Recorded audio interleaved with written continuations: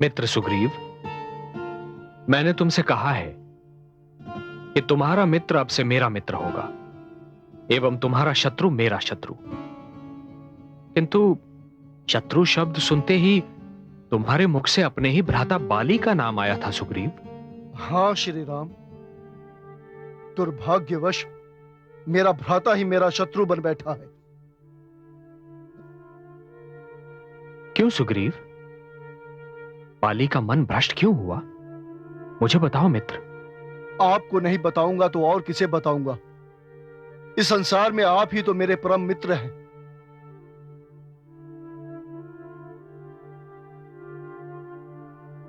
मेरी कथा व्यथा से भरी है श्री राम। भ्राता बाली को यह वरदान था कि जो भी उससे युद्ध करने उसके समक्ष आएगा, उसका आधा बल अपने आप बाली में समावेश कर जाएगा। कई महान योद्धा भ्राता बाली से लड़ने आए और अपना आधा बल गंवाकर उनके हाथों मारे गए। कदाचित मायावी नामक दानव को इसका ज्ञान नहीं था।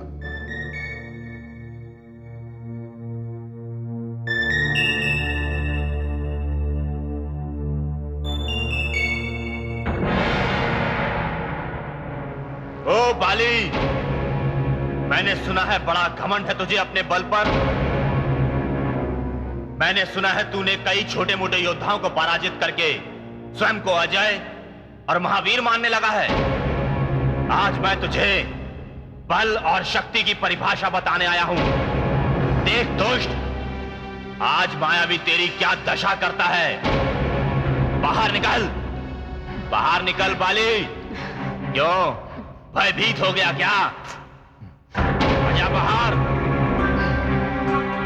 कौन है यह दुष्ट जिसके कारण मुझे कच्ची निद्रा से उठना पड़ा? कोई दुष्ट असुर प्रतीत होता है महाराज। मैं जाकर उसे सदा के लिए शांत करता हूँ, अन्यथा मैं चैन की नींद नहीं सो पाऊंगा। नहीं महाराज, आप वहां मत जाइए महाराज। मायावी अत्यंत बलशाली असुर है। देवी, आप मेरी शक्ति की तुलना असुरों की शक्ति से मत कीजिए। आप भूल गए कि रावण जैसे महाबली की मैंने क्या दशा की थी। 3 माह तक कांख में दबाए रखा था। ये मायावी मेरे समक्ष क्या है?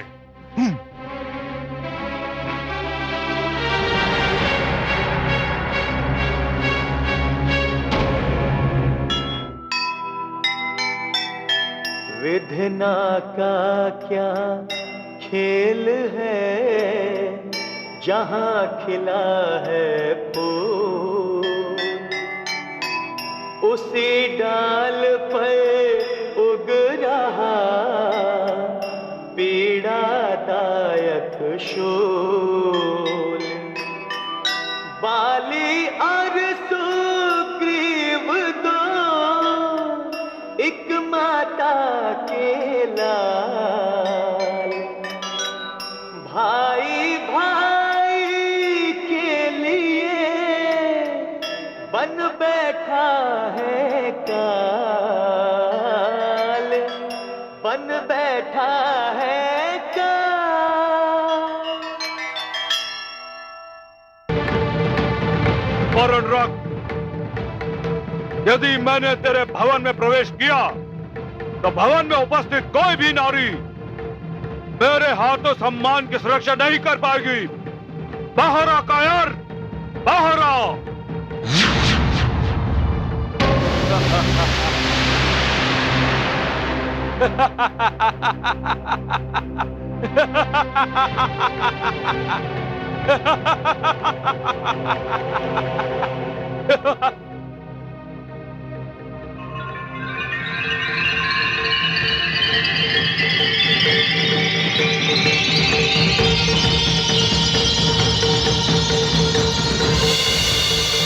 ले आ गया मैं दुष्ट।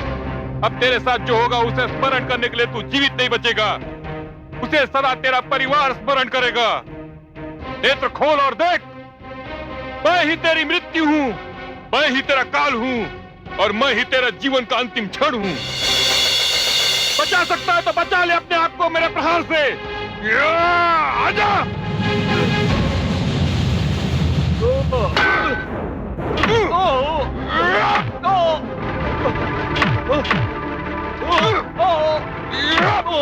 भ्राताश्री,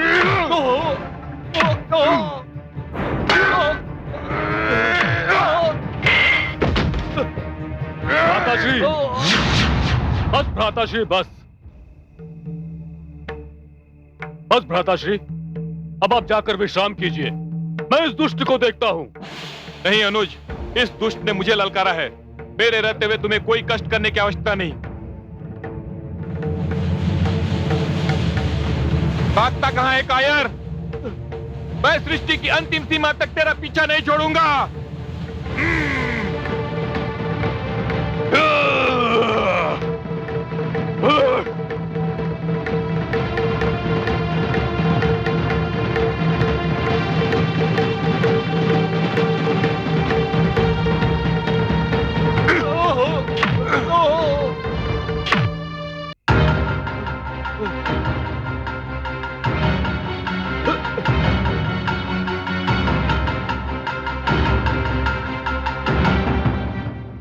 गुफा में घुस गया कायर। जब तक इस दुष्ट का मैं अंत नहीं कर लेता, अन्न जल ग्रहण नहीं करूंगा। मैं गुफा में जाता हूं अनुज, तुम यहीं ठहरो। यदि 15 दिवस पश्चात भी मैं नहीं लौटा तो तुम किष्किंधा लौट जाना और मुझे मृतक समझकर जो भी उचित हो वही करना।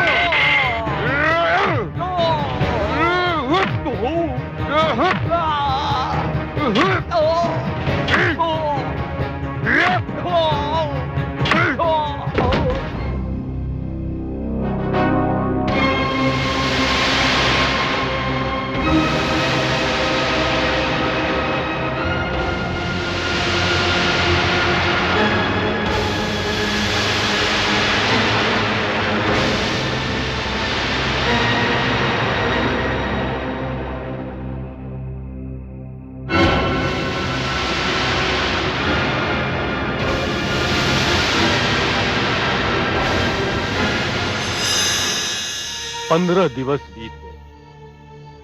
भ्राताश्री मायावी की गुफा से बाहर नहीं आए। मैंने निश्चय किया कि 15 दिवस और रुककर भ्राताश्री के निकलने की राह देखूंगा। यह 15 दिवस भी बीत गए। मैंने बड़ा रोमांचकारी दृश्य देखा।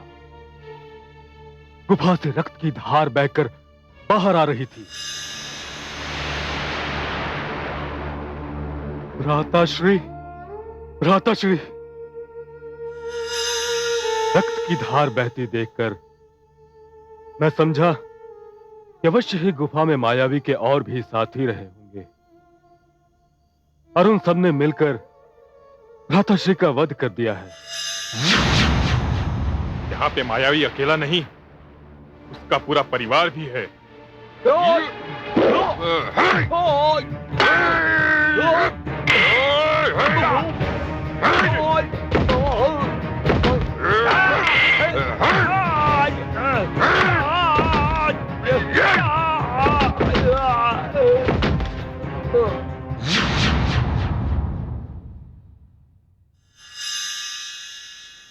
मुझे भय हुआ कि यदि दुष्ट मायावी ने भ्राताश्री को मार दिया है तो अवश्य ही किष्किंधा आएगा और उत्पात मचा देगा।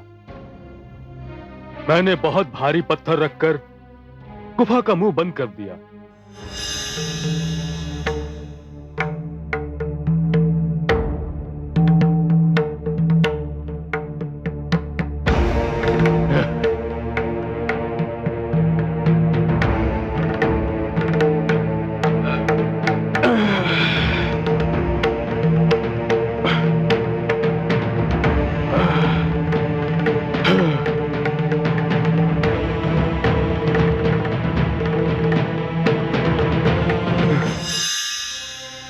राजकुमार अंगद शिक्षा प्राप्त करने गए थे। मैंने उन्हें किष्किंधा वापस बुला लिया।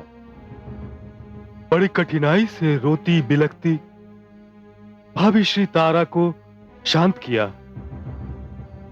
फिर प्रजा ने यह मांग की कि अंगद अभी छोटा है, इसलिए किष्किंधा का सिंहासन मुझे ही संभालना चाहिए। तुमने वही किया मित्र जो उचित था। प्रजा ही सर्वश्रेष्ठ है। अपने राजा के चुनाव का अधिकार प्रजा ही रखती है, किंतु प्रजा के अनुरोध को टालना राजधर्म के विरुद्ध है। मैंने भी यही सोचा था। न चाहते हुए भी मुझे किष्किंधा का सिंहासन संभालने पर विवश होना पड़ा। सुग्रीव, मुझे तुम्हारी अभी तक की कहानी में तुम्हारी कोई भूल दिखाई नहीं देती मित्र।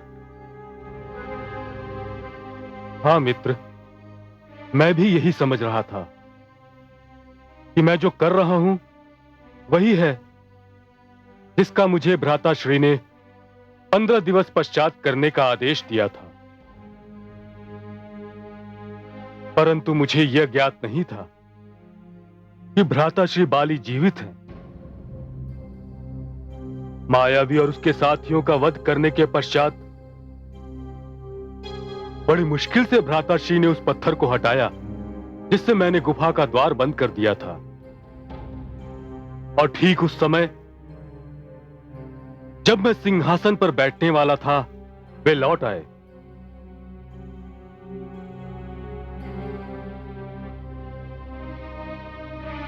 और बिना कुछ पूछे कुछ समझे मुझ पर आक्रमण कर दिया। मैं दुर्बल, न उनसे लड़ सकता था न लड़ना चाहता था। उन्होंने मुझे मार मार कर गिरा दिया और मृतक समझकर भवन में चले गए। मेरे परम मित्र पवनसुत, जामवंत और नल नील मुझे किसी प्रकार उठाकर यहां ले आए और तब से मैं यहीं पड़ा हुआ हूं। सुग्रीव, मैं फिर भी यही समझता हूं कि बाली को क्षमा किया जा सकता है, क्योंकि उसने जो कुछ किया वो क्रोध के आवेश में किया। जिस प्रकार अंधेरे में ठोकर खा जाना संभव है, उसी प्रकार क्रोध के आवेश में अनुचित पग उठाना भी संभव है। सुग्रीव, इस सब के उपरांत भी तुम बाली को संतुष्ट कर सकते थे मित्र। मैं ये सब करता मित्र, अवश्य करता, किंतु इसी बीच भ्राताश्री ने ऐसा कर्म किया कि उन्हें क्षमा करना मेरे वश में नहीं था। ऐसा क्या किया बाली ने? उन्होंने मेरी पत्नी रूमा को बलपूर्वक अपनी पत्नी बनने पर विवश कर दिया। पाप, महापाप, महाअधर्म, अक्षम्य अपराध। बस सुग्रीव, बस, इससे आगे मैं और कुछ नहीं सुनना चाहता। अनुज की पत्नी तो पुत्री समान होती है। स्वयं जो व्यक्ति अनुज की पत्नी पर बुरी दृष्टि डाले, उसे जीवित रहने का कोई अधिकार नहीं है। बाली को इसका दंड मिलना ही चाहिए।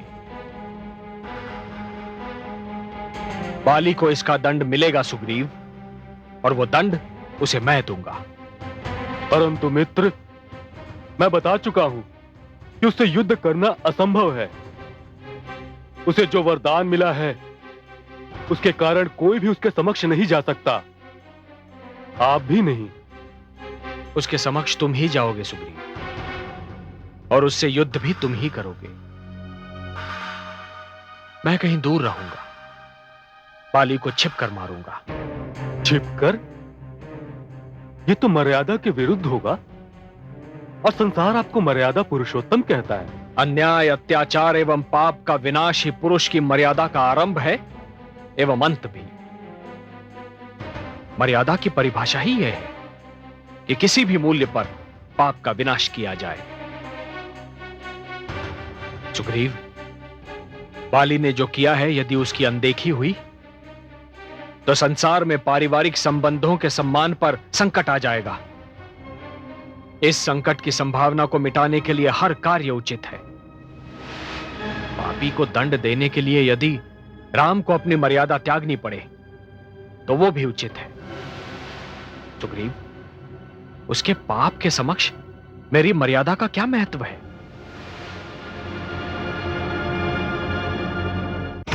तुम्हारे मन से अभी तक अपने पति सुग्रीव का ध्यान नहीं गया रुमा।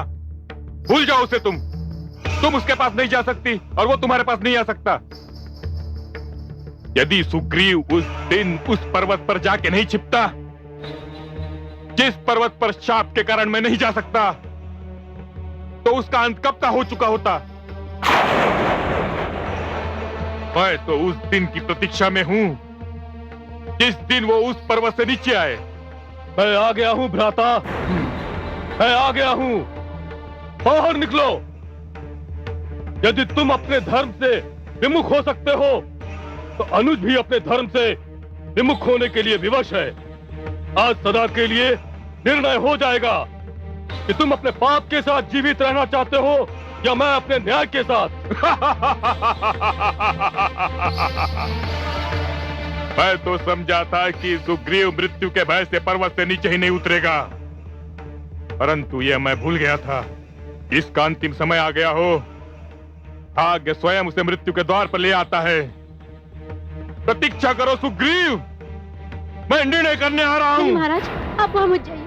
हट जाओ, मत रोको मुझे। दीदी,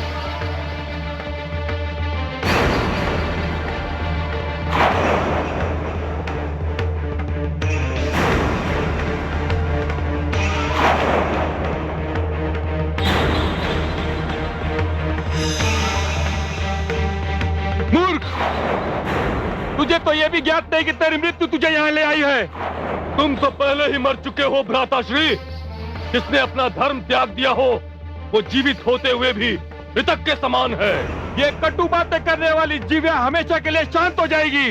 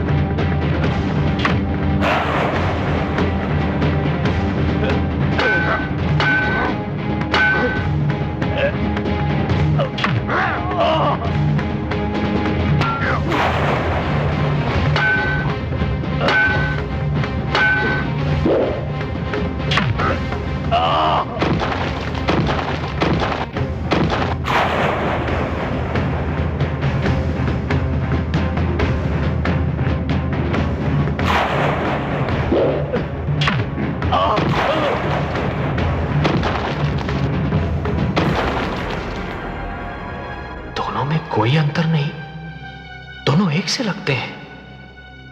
कैसे बाण चलाऊं, कहीं मेरा बाण मेरे ही मित्र को चीर न दे।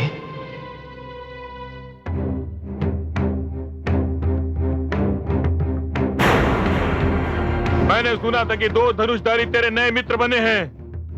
कहां है वे मित्र और कहां है उनकी मित्रता? मैं चाहूं तो पर्वत पर पहुंचने से पहले तेरा अंत कर दूं, परंतु छोड़ता हूं तुझे इसलिए कि तू जाकर अपने मित्रों को शरीर पर लगे घाव को गिना सके। जा! हिट!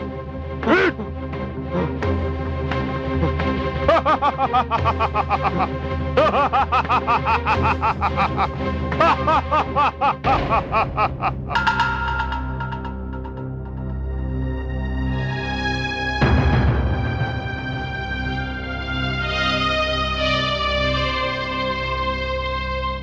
वाह मित्र, अच्छी मित्रता निभाई तुमने।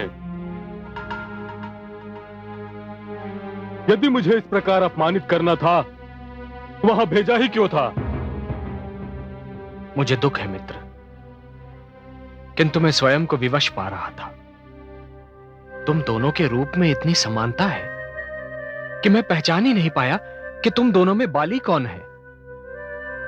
मुझे भय हुआ मित्र कि कहीं मेरा बाण मेरे ही मित्र की मृत्यु का कारण न बन जाए। मैं क्षमा प्रार्थी हूं। जो हुआ वो स्वाभाविक है प्रभु।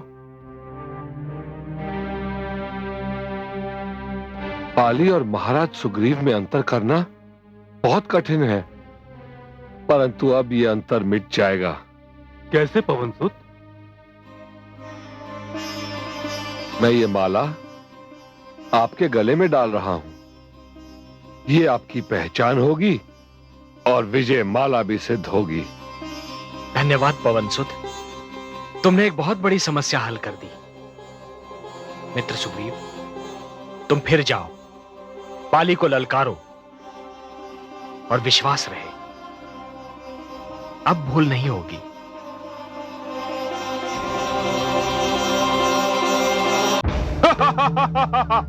अपनी पत्नी का उद्धार कराने आया था और भाग उठा कायर।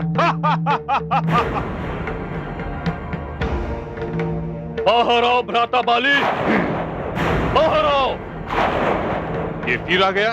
आज तुम्हारे पापों का अंत होकर रहेगा। बाहर आओ।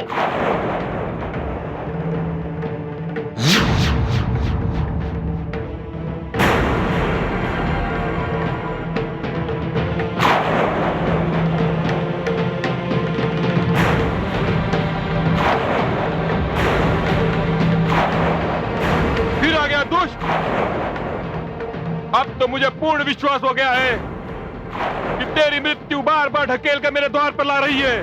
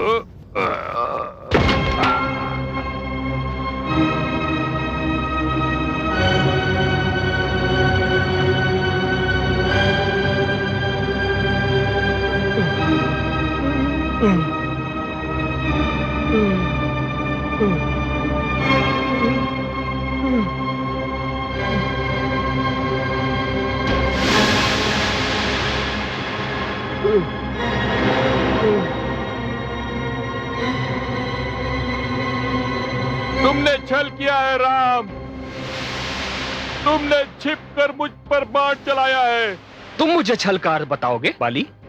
तुम पुत्र जैसे अनुज को अकारण दुख देने वाले, पुत्री जैसी अनुज पत्नी को बलपूर्वक स्वयं अपनी पत्नी बनाने वाले, तुम मुझे छलकार बताओगे? तुम तो स्वयं ही सिर से पांव तक छल हो, कपट हो, पाप हो, अन्याय हो, अधर्म हो। बाली, तुम्हारा अंत तो स्वयं मानवता की महान सेवा है। कुछ भी हो, संसार तो यही कहेगा, राम ने छल से बाली का वध किया है।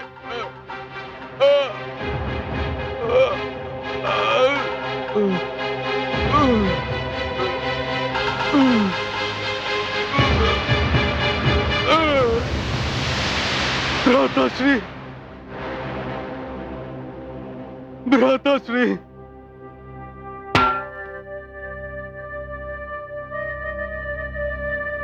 भ्राताश्री,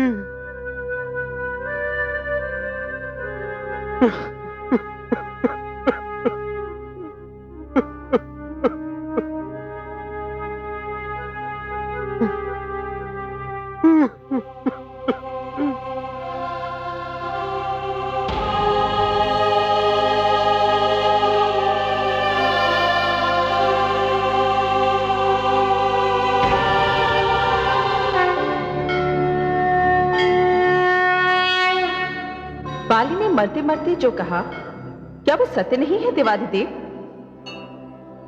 मुझे तो बाली का कथन तर्क संगत लगता है। निसंदेह संसार यही कहेगा कि राम ने बाली से छल किया, उसे छिपकर मारा। और आपने मेरे आराध्य का कथन नहीं सुना, उनके तर्क पर ध्यान नहीं दिया। कथन भी सुना और तर्क पर ध्यान भी दिया, किंतु जो मेरे नेत्रों ने देखा उसे कैसे झुटला दूं?